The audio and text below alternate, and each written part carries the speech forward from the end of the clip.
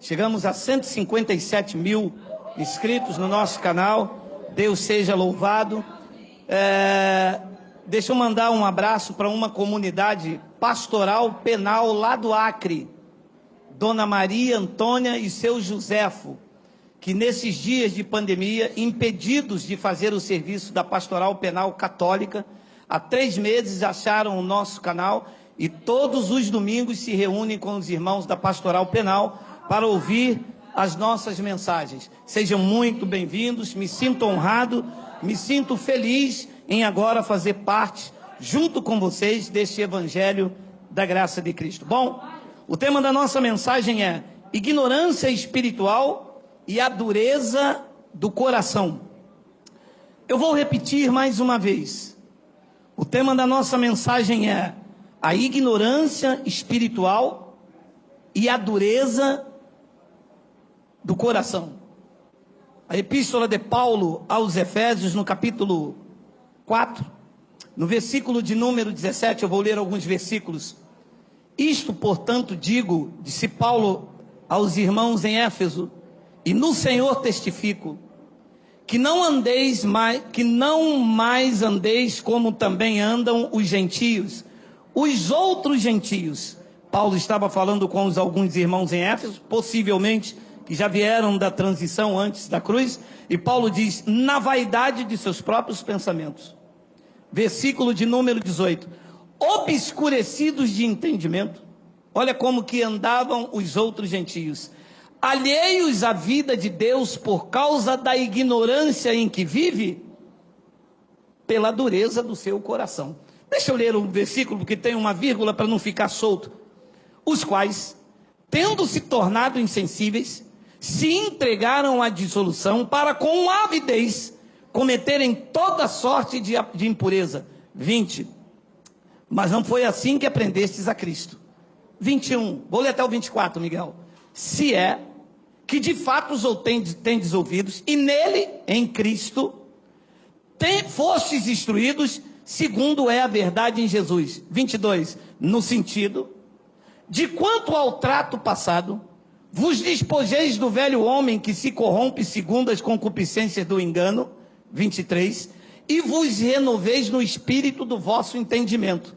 24. E vos revistais do novo homem, criado segundo Deus em justiça, retidão e procedentes da verdade. Vamos fazer uma breve confissão. Senhor e Cristo, eu te louvo e te exalto pelos seus grandes feitos. Esta é uma manhã de revelação da tua palavra, do Evangelho do Cristo ressuscitado. E segundo este Evangelho, nós queremos crescer um pouco mais, sair da ignorância espiritual e deixar se quebrantar com este coração endurecido dos outros gentios que não conhecem a graça de Deus. É preciso, Pai, que tu me uses, porque eu vou usar a tua palavra. E todo o povo aqui, e aí pelo YouTube, digam amém. Amém. Durante anos da minha vida, eu fui um evangélico, já disse isso para vocês. Fui evangélico há até 12 anos atrás. E quando nós falamos do Evangelho de Cristo, as pessoas reagem energicamente, me perguntando por que eu deixei de ser evangélico e, consequentemente, vocês e os 157 mil também. Porque o evangélico não serve a Cristo. Como não? Claro que não. Quem serve a Cristo é o cristão. O evangélico segue a ritos, a dogmas, a convenções, a estatuto. O evangélico, ele segue o pastor e seus scripts.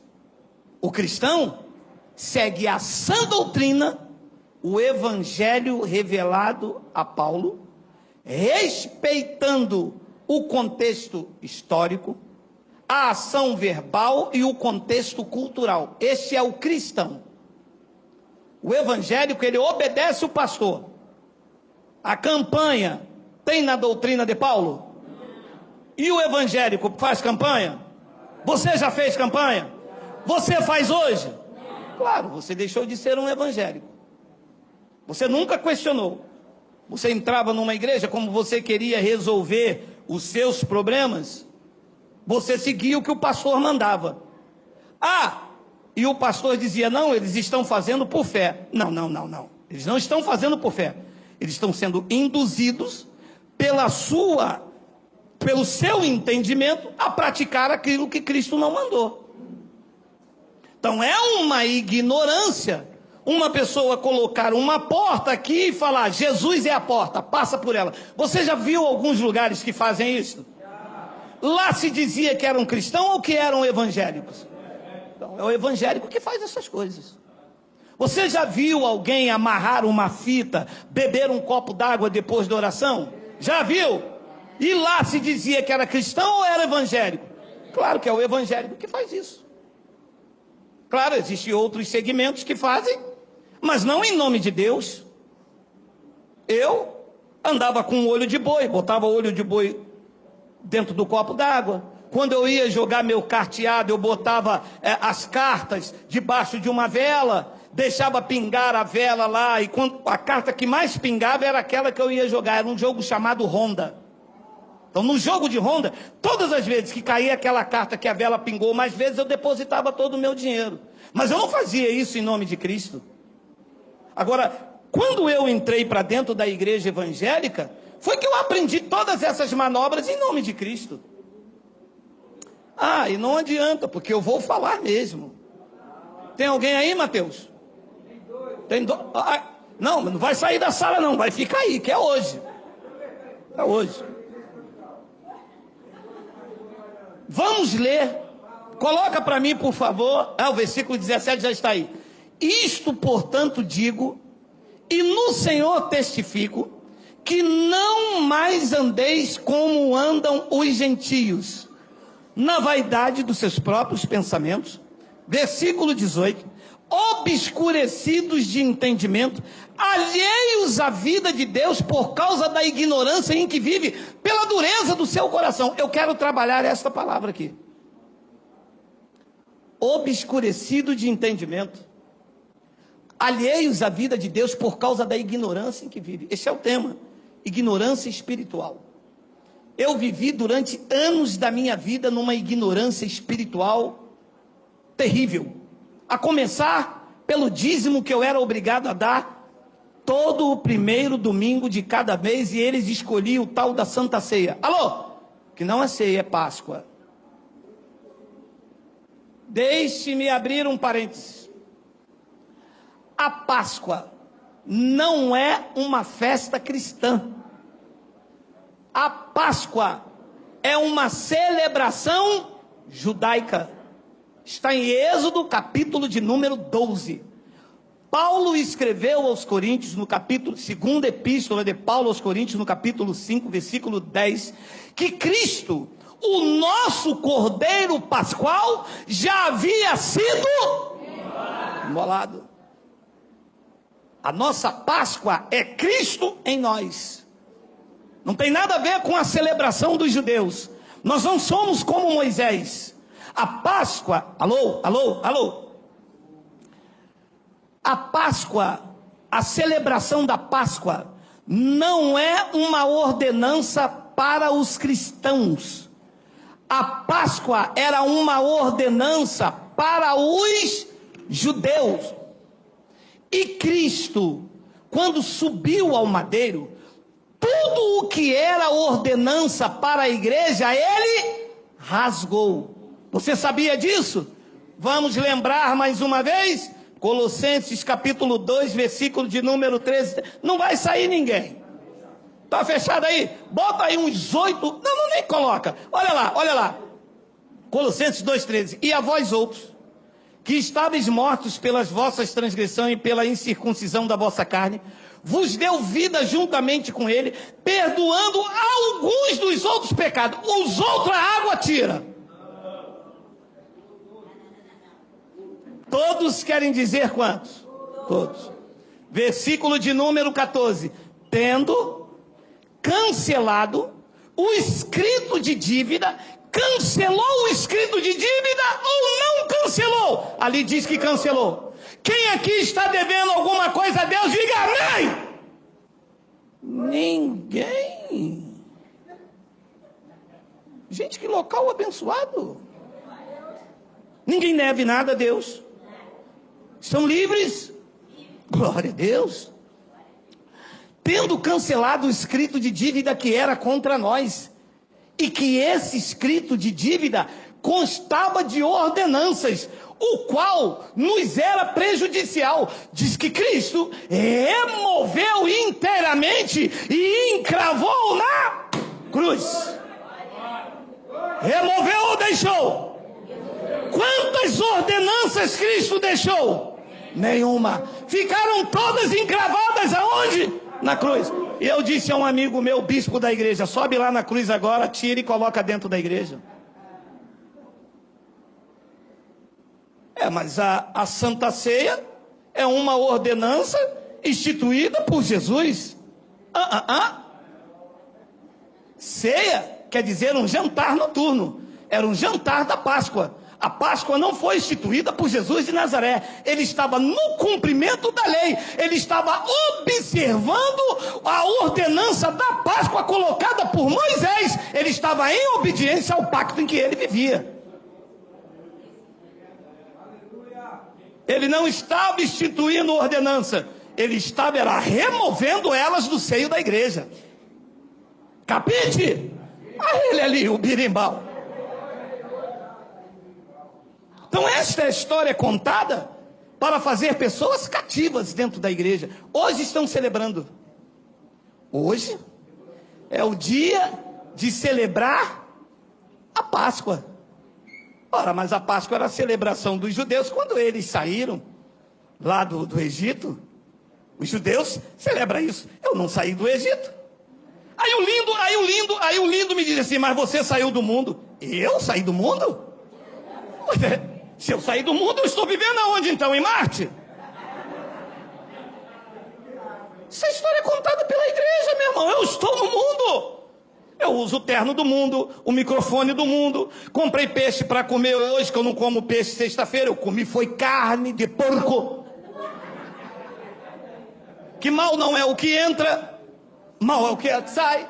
A pessoa não come carne de porco sexta-feira, mas xinga, adultera, engana, bate, não dá dinheiro à mulher, compra Neutrox. Neutrox não, que eu também compro. Então eu não saí do mundo. Eu estou no mundo. Eu não saí do Egito. Eu sou brasileiro, eu não sei nem aonde fica a cidade do Cairo, o Egito. Isso é história contada, você vive no mundo. Assim, e você não vive? Você não vive no mundo? Sim.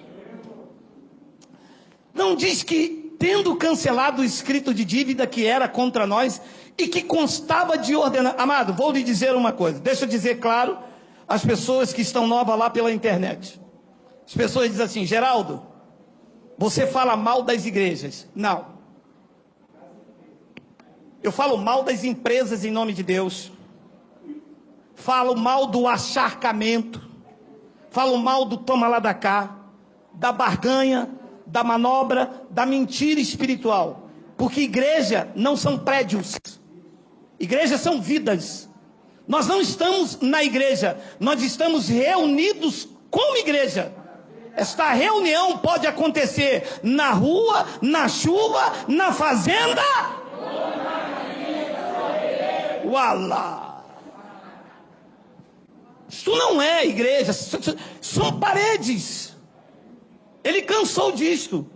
A referência era o templo lá em Jerusalém, e ele profetizou na sua mensagem escatológica. Ele disse: olha, isso aqui, Pedro, isso não vai ficar pedra sobre pedra. Pedro gelou. Apóstolo.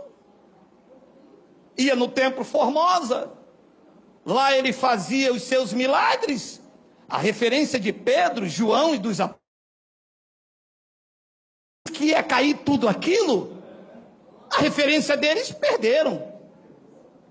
Hoje, quando a gente prega dizendo que os templos aí não são igreja, que igrejas são vidas, eles vêm para cima de mim, como diz o meu sobrinho, com força. Por quê? Porque seus templos são as suas referências, são a casa de Deus, são um santuário.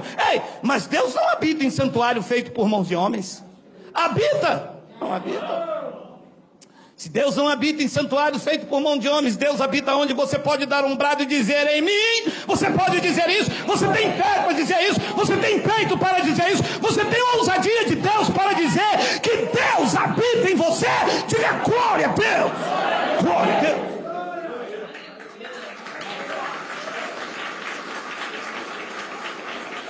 Se Deus habita em você,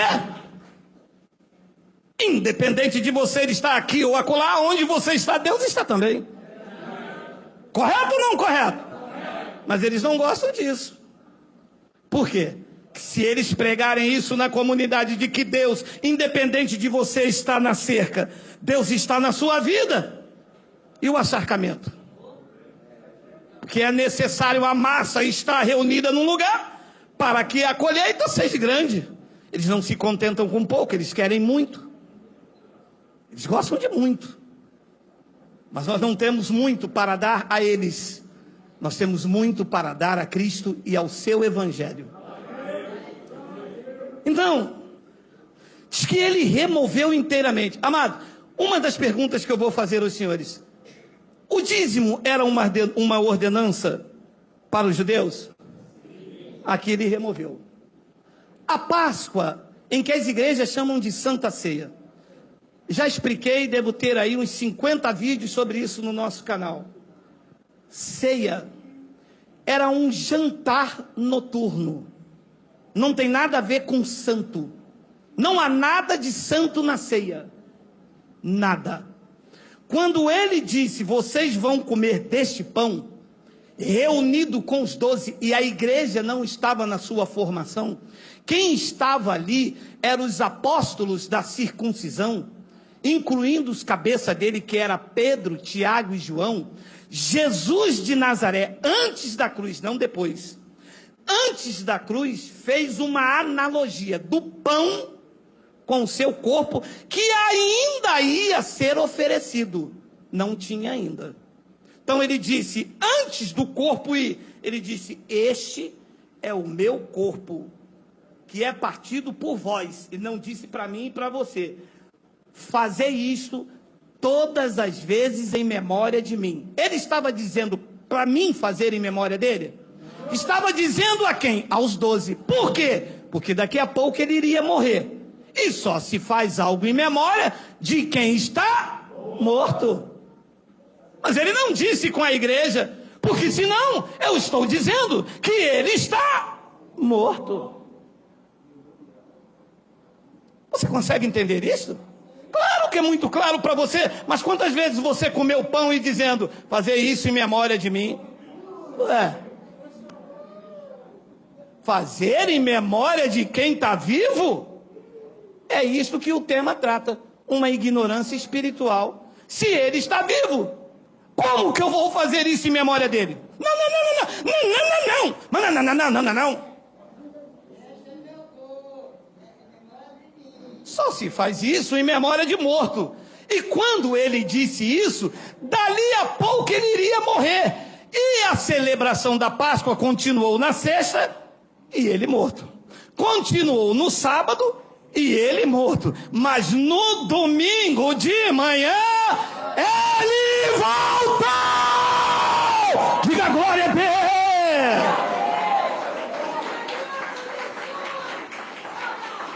E a celebração parou. Ele disse: vocês vão fazer isso até que eu venha. E o Ninito disse: mas até ele voltar. Não, o assunto trata ali de ressurreição, não é de volta para juízo. Está falando de vida e morte. O texto trata de vida e morte. Ele disse: até que eu venha. E no terceiro dia, Maria correu, entrou para um lado, entrou para o outro. Quando olhou, viu o jardineiro. Ela disse: aonde vocês colocaram o meu Senhor? E olhou para um lado e olhou para o outro. E ela, quando olhou, viu e disse: Raboni. morreu. Ele disse, não me toques, porque eu ainda não fui para o teu pai, nosso pai, o meu Deus, o vosso Deus. Ele tinha algumas missões ainda de dizer aos incrédulos apóstolos o que eles deveriam ser direcionados, e ele fez isso por 40 dias, até que foi assunto aos céus, e os varões galileus ficaram olhando.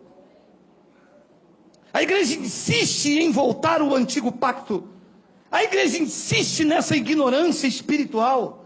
A igreja insiste em querer praticar aquilo que ele cancelou. Estão contra Cristo.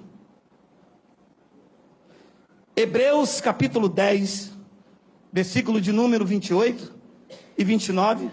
Leiam, por favor.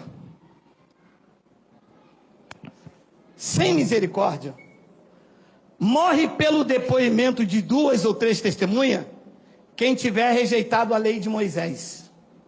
Então ali está dizendo que no tempo da lei que vigorou até João, qualquer uma pessoa que rejeitasse a lei de Moisés, vinha 2 ou 3 testemunhas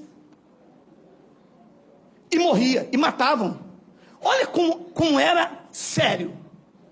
A pessoa rejeitava a lei de Moisés, e vinha então 2 ou 3 testemunhas, eu não posso afirmar, creio eu que era apedrejada. Muitas das vezes a mulher ia ser apedrejada, né? A mulher foi pega em adultério. Então, quando alguém rejeitava a lei, vinha 2 ou 3 testemunhas e matavam. Sem misericórdia, morre pelo depoimento de 2 ou 3 testemunhas quem tiver rejeitado a lei de Moisés. Pasmem. Leia agora o que diz o versículo de número 29. Leia. De quanto mais severo castigo julgais, vos será considerado digno aquele que calcou os pés, o Filho de Deus. Leia. Não. Corre não. O outro já saiu? Esse um apanha. Vamos lá. E profanou o sangue da aliança, com o qual foi santificado. Leia. E ultrajou o Espírito da graça. Olha, profanando o sangue da aliança. E aqui vem um leque. Ouça, todas as vezes que um pastor joga alguém na água, ele está profanando esse sangue, dizendo que um homem é purificado pelas águas, quando ele já foi purificado pelo sangue de Cristo. Ué, então o senhor prega contrário ao evangelho? Não, mas quem prega o contrário ao evangelho são vocês. Ué, mas Jesus se batizou para purificar de qual pecado? Jesus, quando se batizou, estava se purificando de que pecado? Ou ele tinha pecado? Não. João Batista disse, eu é que devo ser batizado por ti, e tu vens a mim? Jesus disse, deixa, para que se cumpra toda a justiça. É exatamente o que ele veio fazer, cumprir a lei, sem deixar um ponto sem ser praticado. Então, como é que eu vou purificar alguém esta manhã, trazê-lo até aqui e dizer, você agora, depois que eu, Geraldo, te batizar, você é nova criatura, se um homem não pode fazer outra criatura? Então ele profana o sangue, ou não foi o sangue que purificou, diz os crentes? Purificou ou deixou imundo? Metade o sangue purificou, outra metade foi às águas, hein? Isso é falta de entendimento espiritual, ignorância espiritual. As pessoas não entendem que uma coisa era o velho pacto, que tinha as suas abluções, as suas purificações por meio de águas, e que neste pacto a obra foi completa por aquele madeiro. Tem mais ali no texto, tem mais. E profanou o sangue da aliança, e com o qual foi santificado. Ninguém foi santificado por obras da lei neste pacto.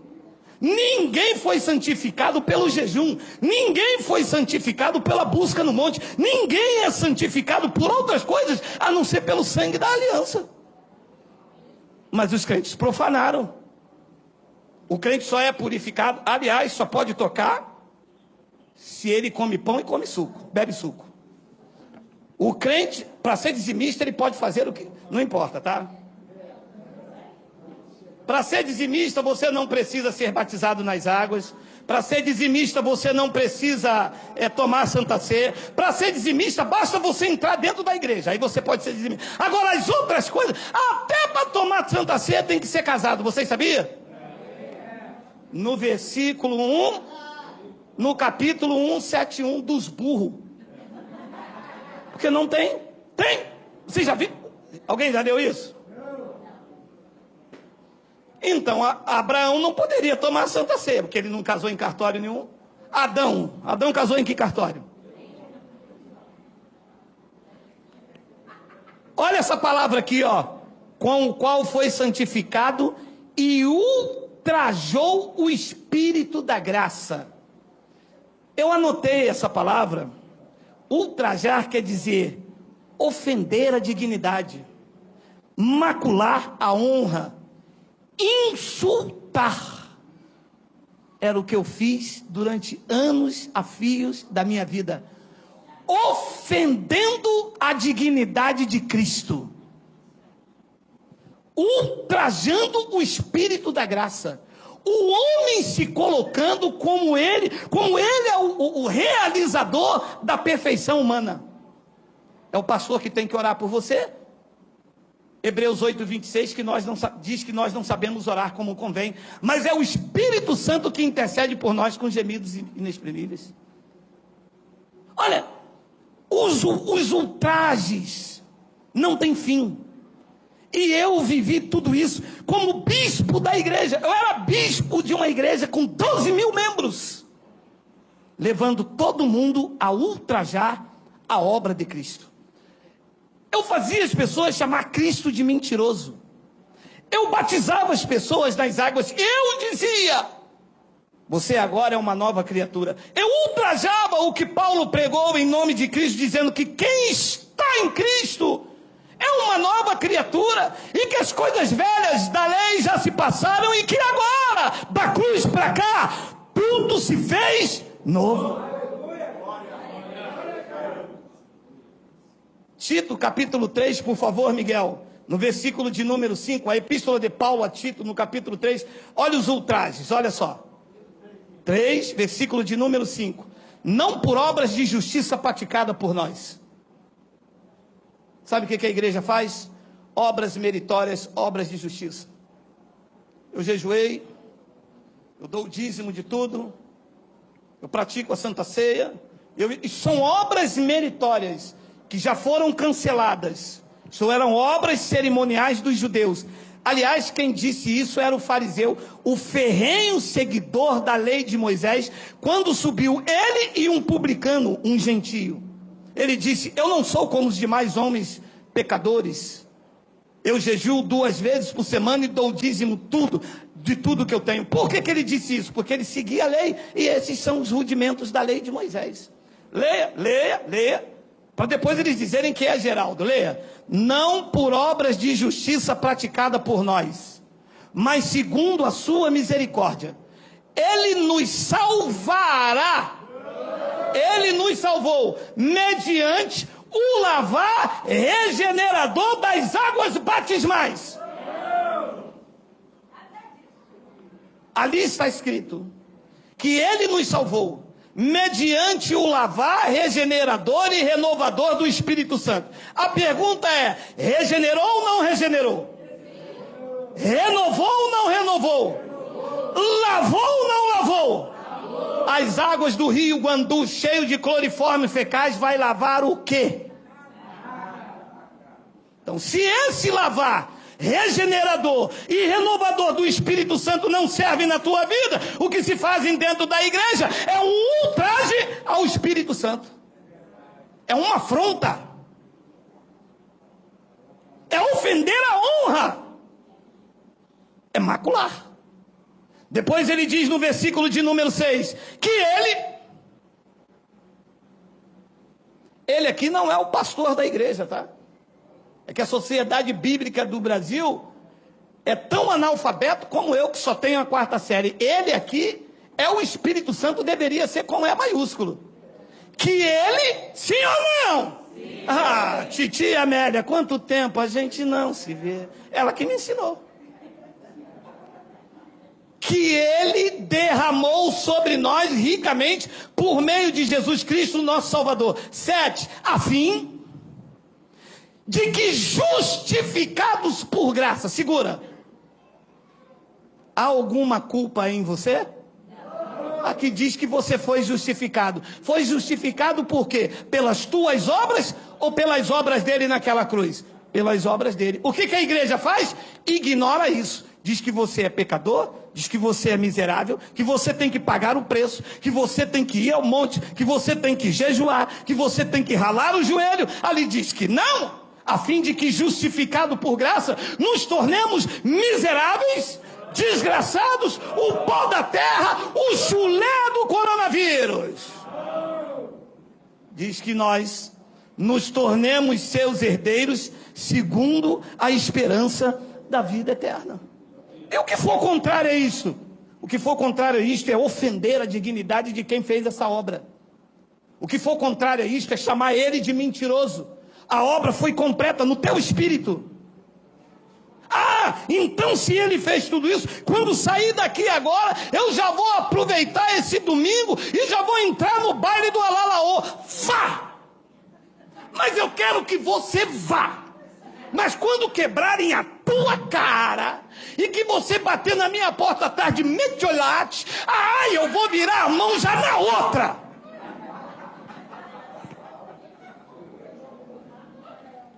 Aprenda, abençoado. Tudo que Cristo fez veio trazer uma liberdade da obrigação da lei cerimonial. No espírito você está perfeito. Não é para você viver uma vida de devassidão. Não é para você viver uma vida de libertinagem. O evangelho apresentado por Cristo é um evangelho de restauração, de regeneração, de renovação no teu espírito, que deve refletir na tua vida e no teu proceder no cotidiano, com as pessoas que te encontrarem, e ver a luz de Cristo que está dentro de você e que exala como bom perfume. Não é para você pegar esta informação e viver na devassidão, na carnalidade. Liberdade sim, libertinagem não. Que as pessoas pegam esta informação e dizem, Cristo já fez tudo?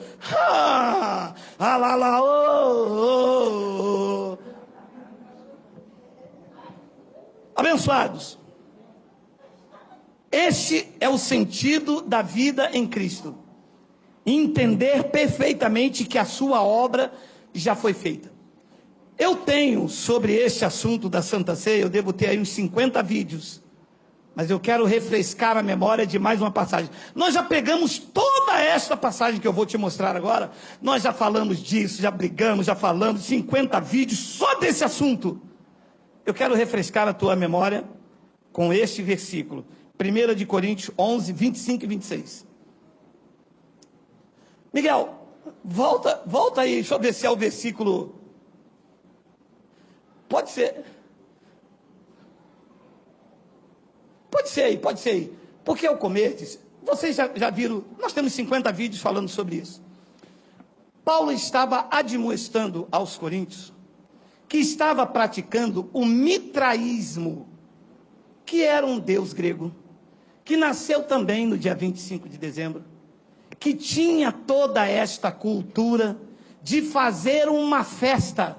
Era o mitraísmo. Paulo estava repreendendo aos gentios que o que eles estavam fazendo não era o jantar da Páscoa feita por Jesus de Nazaré. O que eles estavam fazendo era um ritual pagão do mitraísmo dentro da comunidade dos coríntios. Isto não aconteceu na Galácia, isto não aconteceu em Éfeso, isto não aconteceu em nenhuma outra comunidade. Preste atenção na sabedoria que vocês já exercitam. Quando Paulo escreve esta carta aos Coríntios, ele não escreveu este mesmo assunto aos Efésios. Por quê? Porque este era um problema a ser corrigido aqui. Quando Paulo escreve uma carta aos Colossos, ele não está escrevendo ao mesmo assunto aos Gálatas, porque a carta aos Colossos era um assunto a ser tratado em Colosso. Ué, e como é que chegou até aqui? Porque Roma que fez a fofoca. Quem foi que colocou tudo aqui? Roma. Ocultou algumas. Aqui não tem o Apocalipse de Pedro. Aqui não tem o Apocalipse de Paulo. Aqui não tem o Apocalipse de Moisés. Tiraram alguns livros que eles decidiram que era apócrifo. Não perguntou nem a mim nem a você se era ou não era. Perguntou? Então foi Roma que decidiu. Roma é que fez a fofoca. Quando Paulo escreve a Tito, Paulo escreve a Tito. Roma é que tornou público. Entende isso? Agora você tem que ter olhos iluminados, que o que Paulo está escrevendo aqui está tratando de um assunto lá em Coríntios, não na Igreja Universal. E a igreja pega isso como que é para ela. E virou isso aí. Fazendo um ritual pagão dentro da igreja. Mas vamos ler. Porque ao comerdes, cada um toma antecipadamente a sua própria ceia. Preste atenção. O que é uma ignorância espiritual? A pessoa pensa que esta palavra aqui, ela é santa. Dia 24 de dezembro, alguns dos senhores praticam a ceia de Natal na casa de vocês. Isso é santo? Não. Porque ceia. Deixe um burro de quarta série. Deixa eu ver se tem algum teólogo ali. Um só, tem um só, tá ali, né? Ceia, gente. Era o jantar da Páscoa entre os judeus, que era celebrado às 6 horas da tarde. Só isso. E nada mais. Só. Ih, mas que criaram porque não pode perder a ceia. Manda o presbítero e levá-la no presídio. Eu ia. Eu era bispo da igreja, eu ia levar no hospital, no dia do dízimo. Quando caía fora do dízimo, eu mandava um obreiro, que eu não ia lá levar a Santa Ceia, eu sendo bispo, né, meu irmão? Eu ia no dia do faz-me rir, da mufunfa, do coisa boa, do legal. Eu não ia confiar num obreiro, Dona José falar, aposentada de um militar, ganhando 10 mil reais e largava 1.000 no envelope, eu não ia confiar no obreiro. Eu estava na lei, meu amado. Eu queria sentir o negócio, o caldo grosso, os lobinhos. Hoje é lobo, né? E cada um antecipadamente só para você. E há quem tenha fome, ao passo que há também quem se embriague. 22. Não tendes porventura casas onde comer e beber? Pode parar. Por que ele não falou vocês não têm igreja? Porque aquilo não tinha nada a ver com a igreja. Você se lembra que quando Jesus mandou os discípulos encontrar um homem para preparar a última Páscoa, ela foi realizada aonde? A última Páscoa, aonde? Numa casa. Por quê? Porque a Páscoa era realizada dentro das casas, nunca nas igrejas. Então Paulo foi lá em Corinto, numa festa mitraística, e disse, não tendes porventura casa onde comer e beber? Ou menosprezais as igrejas de Deus e envergonhais os que nada têm? Então eles estavam com essa atitude, envergonhando, não honrando. Que vos direi? Louvar-vos-ei? Disse Paulo, nisto, certamente, eu não vos louvo.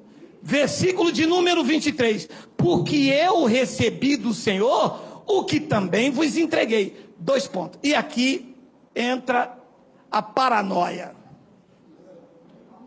A pergunta que eu faço é, Paulo está repetindo o que Jesus de Nazaré falou na noite em que foi traído. Paulo recebeu alguma coisa de Jesus de Nazaré? Então Paulo não estava mandando, Paulo estava lembrando. Nas entrelinhas, Paulo está dizendo, o que eu recebi do Senhor, o que também vos entreguei. Mas Paulo não recebeu nada disto aqui de Jesus de Nazaré. Naquela noite, Paulo não estava presente. O que Paulo recebeu como instrução para a igreja foi do Cristo ressuscitado. Sim ou não? Sim. Ou então Paulo se contradiz, porque foi ele mesmo disse que a ninguém devemos conhecer segundo a carne. E se nós conhecemos a Cristo segundo a carne, já agora não conhecemos deste modo, como ele iria voltar e regredir as práticas de Jesus de Nazaré? Então ele estava advertindo aquilo que não deveria ser feito no seio da comunidade dos coríntios. E ele diz que o Senhor Jesus, na noite em que foi traído, tomou o pão. 24. Tem um 24? Tem. E tendo dado graças, o partiu e disse: este é o meu corpo que é partido por vós. Fazei isto em memória de mim. Outra pergunta: pode-se fazer algo em memória de quem está vivo? Isso é um traje quando alguém levanta um pão aqui e diz: Senhor, nós estamos fazendo isso em tua memória. Se pudesse ouvir a voz, iria dizer: ué, está fazendo em memória de mim? Mas vocês não creem que eu estou vivo entre vós? Sim ou não? Isto é ultrajar aquele que ressuscitou dentre os mortos. Então você gostaria que eu fizesse algo em tua memória? Eu vou lá na tua casa, vou comer tua comida todinho. Quando alguém perguntar: nós estamos fazendo em tua memória. Você: não, mas eu não estou morto. Ora, se você está vivo, cuidado, tem uns camaradas solteiros aqui, sei não, o cara vai logo casar com a sua esposa, que você está morto. Você gostaria? Então Paulo está repetindo o que Jesus de Nazaré falou naquela noite. Eles iriam fazer em memória dele, porque dali a pouco ele iria morrer. Morreu no sábado, na sexta, no sábado, e no domingo ele voltou, e tendo dado graças, o partiu e disse: isto é o meu corpo que é partido por vós, fazei isto em memória de mim. 25, por semelhante modo, depois de haver ceado, jantado, tomou também o cálice, dizendo: esse é o cálice da nova aliança no meu sangue. Vamos parar aqui. No time desta palavra de Jesus de Nazaré, aquele cálice era o sangue? Hein? Ele não tinha morrido ainda.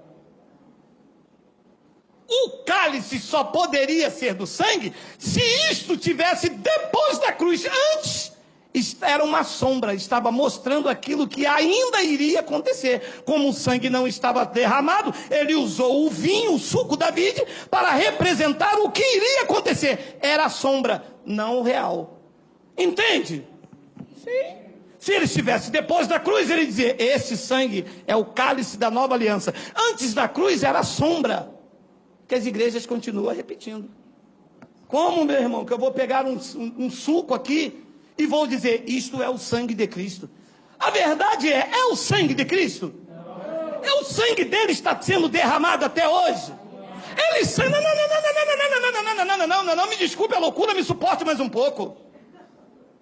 Jesus está sangrando até hoje? Disse Paulo em 2 de Coríntios capítulo 3, versículo 17: o Senhor é carne, o Senhor é espírito, o espírito sangra. Então ele sangrou, não sangra mais. Não, me desculpe, me suporte na loucura que hoje eu estou querendo, estou com um bombom aqui, ó. Olha, meu amado, uma das maiores blasfêmias que se falam na igreja é dizer: Senhor, passa do seu sangue em mim. O que? Satanás, diabo, eu vou derrubar você, vem cá. Vem, não, mas vem, que se você orar, o demônio não cair. Meu amado, deixa ele aqui. Meu amado, que sangue que vai passar em você? Qual sangue? Tem uma cruz aqui ainda, o sangue descendo? Tem. Não tem. Como que, Senhor, passa do seu sangue na minha vida? Então você está crucificando de novo o Filho de Deus para você? Então todo o sofrimento que ele passou, a humilhação, tem que ser, ele vai vir, para passar o teu sangue? Peraí, deixa eu me revestir de carne de novo, deixa eu subir na cruz de novo. Vai, enfia o prego, vai.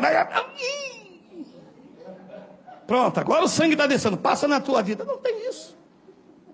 Já foi. Já valeu, tirou a transgressão, cancelou o escrito de dívida, apresentou um povo zeloso, especial e de boas obras a ele mesmo.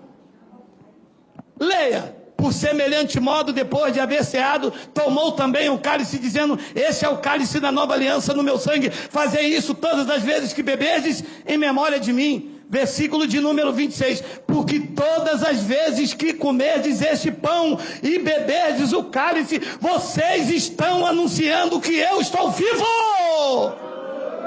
Ih, complicou. E agora deu ruim essa passagem. Espera aqui, como dizem os meus irmãos lá da Bahia, pera ainda. significa que todas as vezes em que eu comia do pão lá na igreja onde eu era bispo e bebia do cálice, eu estava anunciando, era a morte dele, e ele vivia em mim. É isso que está escrito aqui? Paulo está mandando continuar ou explicando a ignorância espiritual de uma igreja totalmente carnal, que era a igreja dos Coríntios. Todas as vezes que comerdes este pão e beberdes esse cálice, vocês estão dizendo com esta atitude: o Cristo da minha vida vai morrer. O Cristo da minha vida vai morrer. Vai morrer hoje. Todas as vezes que eu fizer isso, a nossa reunião será para matar o dono da vida. Não bastou o que ele sofreu na mão de Pilatos, não bastou o que ele sofreu na mão dos sacerdotes, não bastou o que ele sofreu na mão daqueles que escolheram a Barrabás. A igreja do novo pacto, a chamada igreja de Cristo, tem a satisfação de se reunir um grupo enorme para anunciar a morte daquele que está vivo.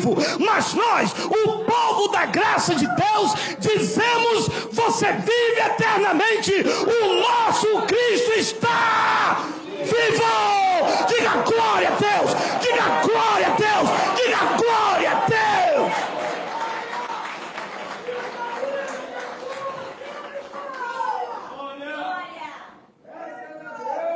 E eu dizia: todos pegaram o elemento?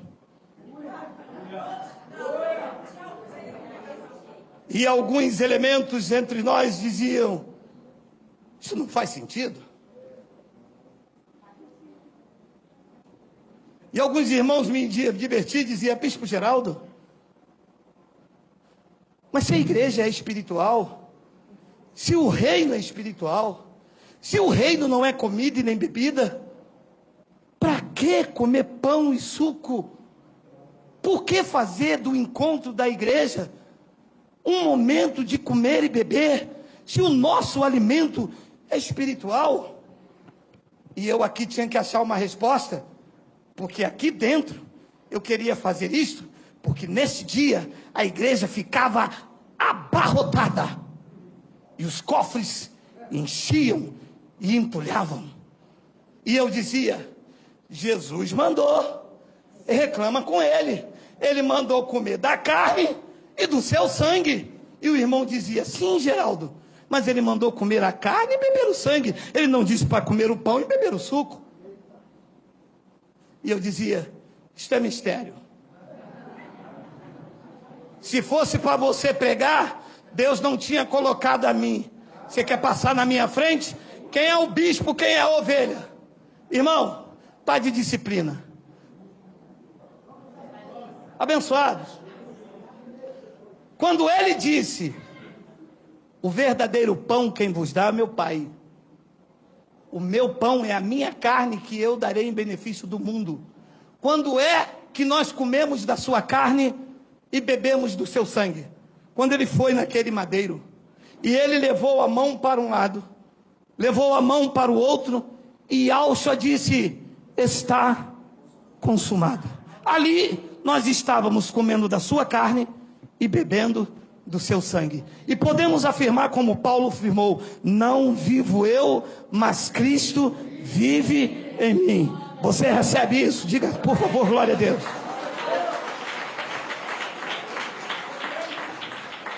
Se Cristo está em você, e eu acredito que esteja, o que serve um pedaço de pão? Não acrescenta o quê? Não é para trazer comunhão, mas aquele que se une ao Senhor já é um espírito com ele. Não é para me trazer santidade. Ora, mas você já está perfeito nele. E ele já havia dito aos judeus: o espírito está pronto.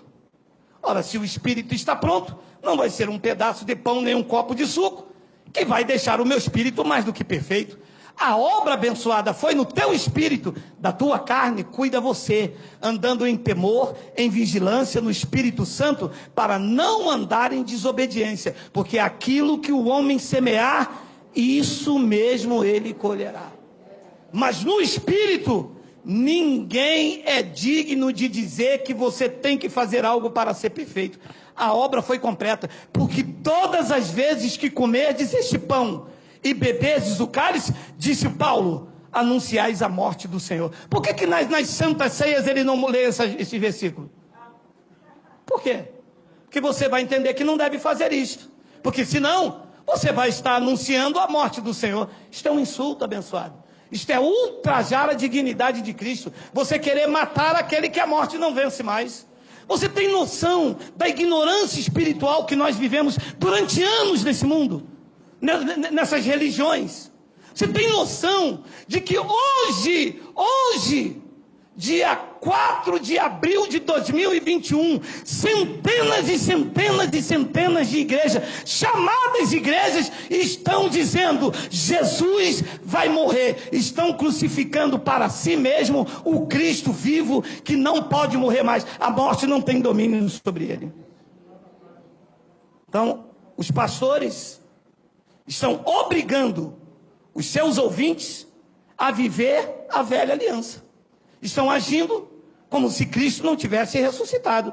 Porque se ele ainda vai morrer, voltaram então aquela noite com os apóstolos. Se ele vai morrer, porque se você anuncia a morte, quer dizer que ele ainda vai morrer. Se ele ainda vai morrer, então ele não ressuscitou. Se ele não ressuscitou, todos estão debaixo dos seus pecados, e nós estamos aqui contra Deus, dizendo que ele vive, que ele ressuscita, quando os crentes querem matar ele numa reunião da chamada Santa Ceia, que na verdade é um ritual dentro das igrejas de comida e bebida. Hebreus capítulo de número 8, versículo de número 6 ao 3, leia por favor. Agora, disse Paulo da cruz para cá, com efeito, obteve Jesus ministério tanto mais excelente, quanto é ele também mediador de superior aliança, instituída com base em superiores promessas. Porque se aquela primeira aliança tivesse sido sem defeito, de maneira alguma estaria sendo buscado um lugar para a segunda. Ora, como que os pastores querem me fazer andar na segunda? Cheio de ordenanças, de mandamentos, de rituais, de pagar preço, de dízimo, de jejum, de todas essas parafernálias da lei. Olha, aqui diz, se aquela primeira aliança tivesse sido sem defeito, de maneira alguma teria sido buscado um lugar para a segunda. Então ficava a primeira lá mesmo. Correto? Correto. Para que ele trouxe a primeira se os crentes não vivem? Versículo de número 8. E de fato, repreendendo-os diz, eis aí vem dias, diz o Senhor, e firmarei uma nova aliança com a casa de Israel e com a casa de Judá. 9. Não segundo a aliança que fiz com seus pais, no dia em que os tomei pela mão para os conduzir até fora da terra do Egito, pois eles não continuaram na minha aliança, e eu não atentei para eles, diz o Geraldo. É o Geraldo que está dizendo. Não, que sou eu que Geraldo. Que Geraldo, cara? Está dizendo isso aí, é a palavra. Diz que Deus não atentava para eles. Versículo de número 10. Porque esta é a aliança que firmarei com a casa de Israel. Segura. Quando diz a casa de Israel, já explicamos, né? Havia uma parede de separação e só os judeus era visto como povo de Deus. Os demais eram os gentios. Quando a mulher cananeia foi buscar a cura diante de Jesus, ele disse, não me é lícito tirar o pão da boca dos filhos e dar aos cães, aos cachorrinhos. Porque todas as demais pessoas fora de Israel não era considerado o povo de Deus. Mas com o sacrifício de Cristo, ele fez um povo só, a Israel de Deus. Judeus e gentios agora são um povo só a nível espiritual. Na carne continuamos cada um tendo a sua pátria, a sua nação. Então é por isso que ele diz, porque esta é a aliança que firmarei com a casa de Israel. O Israel de Deus. Depois daqueles dias, diz o Senhor. Leia. Na sua mente imprimirei as minhas leis. Também sobre o seu coração as escrevereis. E eu serei o seu Deus, e eles serão o meu povo. É igual à antiga aliança, ou agora é graça na mente e no coração? Graça na mente e no coração. Não tem nada a ver com práticas exteriores. Deus disse, não, A aliança que eu vou fazer com vocês daqui para frente não é igual a que eu fiz lá atrás. A aliança agora eu vou colocar na sua mente, eu imprimirei as minhas leis e também sobre o seu coração escrevereis. 11, tem 11.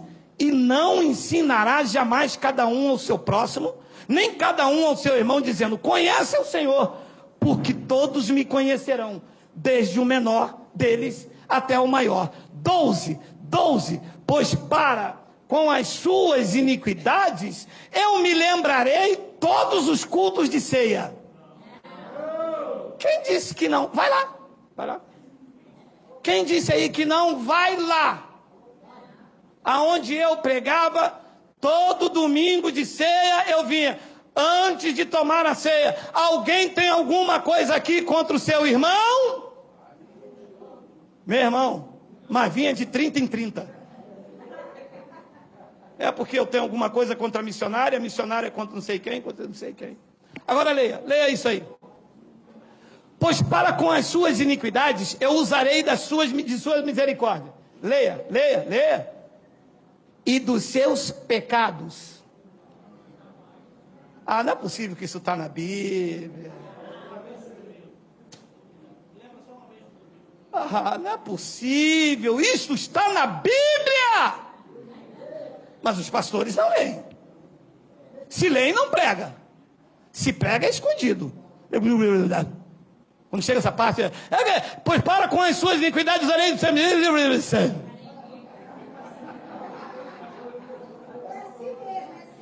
Ouça, mundo cristão. Este é o pacto da graça de Deus. As suas iniquidades, usados de misericórdia, e os seus pecados esquecidos.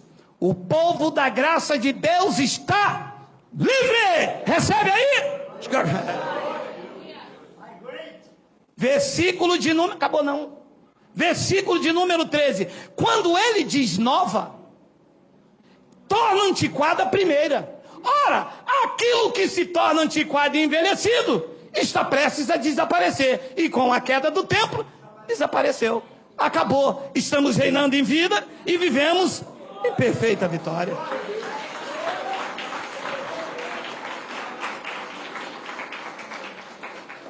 Abençoados. 5 minutos para terminar. É ruim, meu amado. Aqui, ó. Bombom da graça.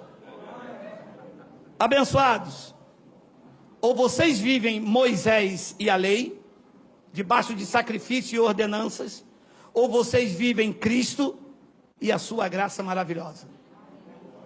Se viverem Moisés e a lei, vocês terão que ter sacerdotes, homens representando vocês. Se vocês viverem Cristo e a graça, Cristo será o vosso pastor. Vocês viverão debaixo da misericórdia divina. Não há dedo em riste, não há culpa, porque vocês já foram inocentados, vocês já foram justificados. Se viverem debaixo da lei, vocês vão ter que oferecer os vossos sacrifícios. Vocês não terão vidas com as vossas famílias. As suas vidas serão de cativeiros. Vocês serão obrigados a frequentar esses lugares que pensam no bolso de vocês. Sem dó e sem piedade, eles vão vos escravizar. Eles vão querer saber quanto que vocês ganham. Vão exigir dízimo de vocês. Vocês terão que pagar um preço que Cristo já pagou gratuitamente. Mas se vocês viverem debaixo da graça divina, a família de vocês serão prioridades. Vocês andarão seguros, tranquilos e sem temor do mal. Não haverá culpa em vocês, não haverá dedo em riste, e ninguém mandará em vocês, porque de fato e de verdade, vocês encontrarão o caminho da paz, o caminho da liberdade, do triunfo, e serão conduzidos em Cristo a uma vitória sem fim, porque esta é a graça que cobre as famílias benditas do Senhor. A tua vida de volta, a tua família de volta, a tua paz de volta. Diga Abba, Pai. Diga Abba, Pai. Ou vocês vivem Moisés e a lei, ou vocês vivem Cristo e a sua graça divina. Gálatas capítulo 5, versículo de número 1 ao 4. Ele diz, foi para a liberdade, foi que Cristo nos libertou. Foi para a liberdade ou para uma vida de escravidão? Quem aqui vive a liberdade, diga glória a Deus. Eu não era liberto. Eu era um escravo da religião. Segunda, terça, quarta, quinta, sexta. Campanha, jejum, vigílias. Expulsa diabo, briga e vinga para cá, e batalha espiritual, e Satanás de cauda, Satanás sem cauda, Satanás cotó. Era tanta Satanás na minha vida, que ao invés de eu dar um glória a Deus, eu já gritava. Eu já não sabia quem era Satanás, se eu era o demônio, se eu era a pombagira. Ouça, para a liberdade foi que Cristo nos libertou. Permaneceis, pois, firme, e não vos submetais de novo a um jugo de escravidão. Chega!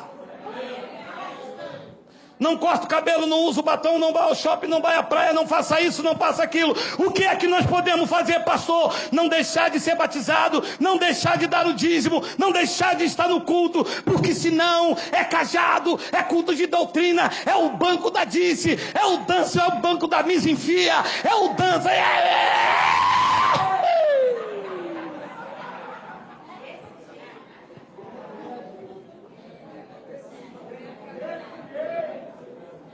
Que escravidão do inferno! Que vida atribulada! Meu filho Miguel era obrigado, meu amado. Com 5 anos de idade, o menino parecia um velho igual a mim de 55. Era blusão até aqui, era calça comprida, 42 graus. O que faz nessa cidade é um rio, 40 graus. Os meninos querendo jogar bola de gude. Ele, papai, deixa eu jogar só um pouquinho. Não pode, você é varão de Deus, você é canela seca, você é pentecostal, você vira no manto, Miguel. E quando os meninos chamavam o Miguel para jogar bola de gude, o Miguel, saramandaia, sambava para trás.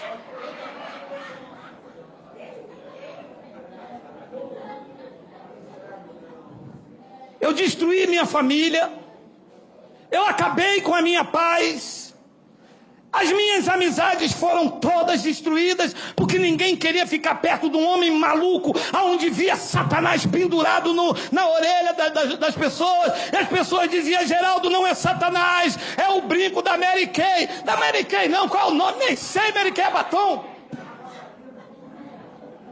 Minha mulher usa um Mary Queijo. Mary Queijo.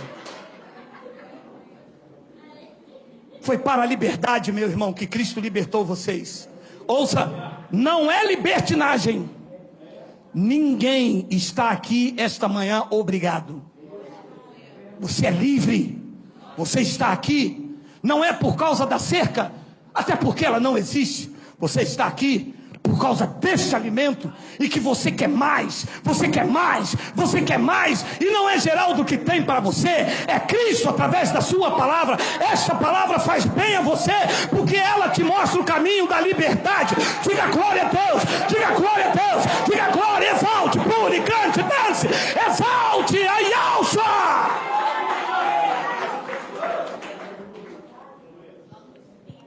Versículo de número 2, já estou terminando.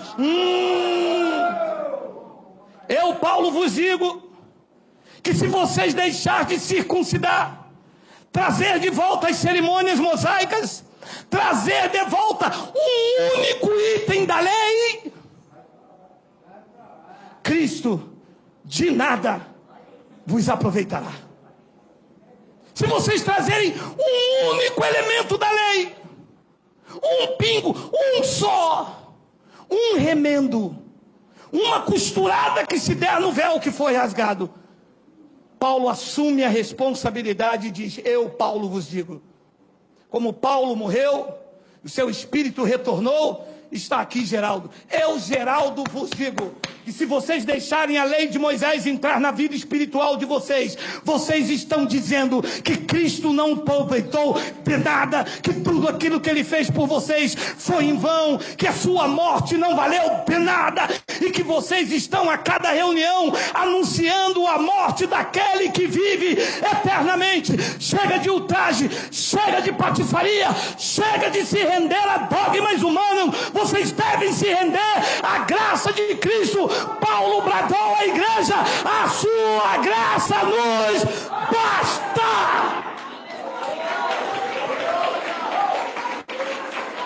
Basta, não basta, basta.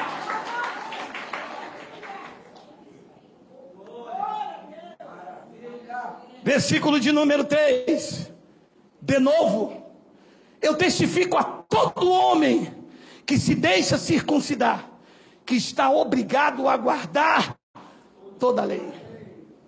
Quem dá o dízimo tem que circuncidar. Quem faz Páscoa judaica tem que cumprir a lei do coisa ruim, que é o nome difícil. Oi? Do Gugu Liberato. Faz a Páscoa, mas não circuncida. Aqui diz que tem que guardar toda. Jesus se circuncidou. Circuncidou ou não circuncidou? Era judeu. Fez a Páscoa, mas circuncidou. Eu que não vou circuncidar ninguém aqui. Está amarrado. É ruim. Sandro vai circuncidar no domingo que vem. Tá doido?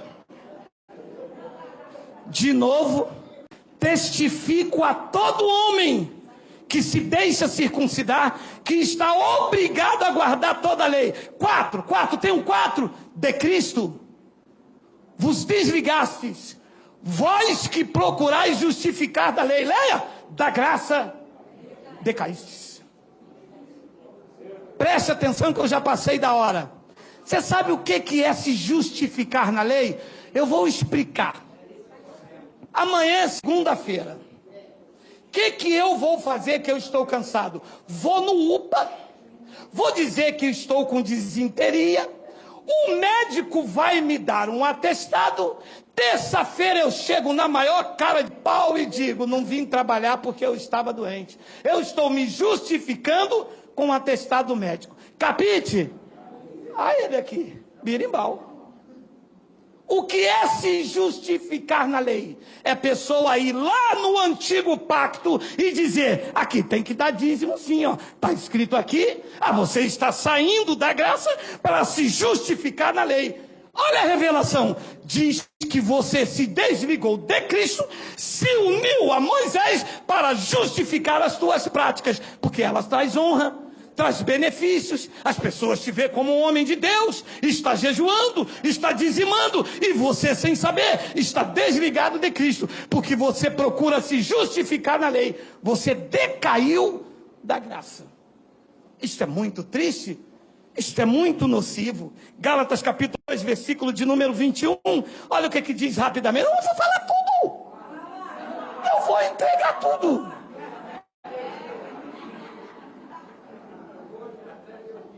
Hoje eu vou entregar tudo. Não anulo a graça de Deus. Se a justiça, se o que me justifica, se o que me inocenta é eu voltar lá para a lei, segue-se que morreu Cristo em vão. Para que Cristo morreu? Deixava você tentando fazer. Para que Cristo morreu? Para você anunciar a morte dele aqui? Levantar um pão feito... Olha, as pessoas querem falar dos católicos, né? Não, porque o católico você está errado, é uma idolatria. Você pega um pedaço de gesso, um pedaço de árvore, e corta aqui, bota aqui, se ajoelha, diz que é Santo Antônio. E você, Zera? E o que é que você faz, miséria? Um homem pega lá, às vezes um adúltero, não estou julgando ninguém, às vezes um homem impuro, na carne, pega um pedaço de pão, suou, cuspiu. Ah, não cospe, porque agora usa máscara, o cuspe fica retido. Cospe na máscara. Faz o pão, traz para dentro da igreja. Ninguém merece. Pega esse pão, traz para dentro da igreja. Aí o pastor diz que esse pão agora sem cuspe por causa do coronas do Covid é o corpo de Cristo. Que lindo! Saiu da padaria como pão suave e cuspido feito por um homem que passou a noite inteira na orgia. Passou porque passou pela mão dele e virou o corpo de Cristo. Ah, é? Ah, é? Colossenses 1:24 para terminar, Miguel, por favor. Agora, me regozijo nos meus sofrimentos por vós, e preencho o que resta das aflições de Cristo na minha carne, a favor do seu corpo, que é o pedaço de pão sem cuspe do coronas do Covid. Não. O corpo de Cristo é o pão ou é a igreja?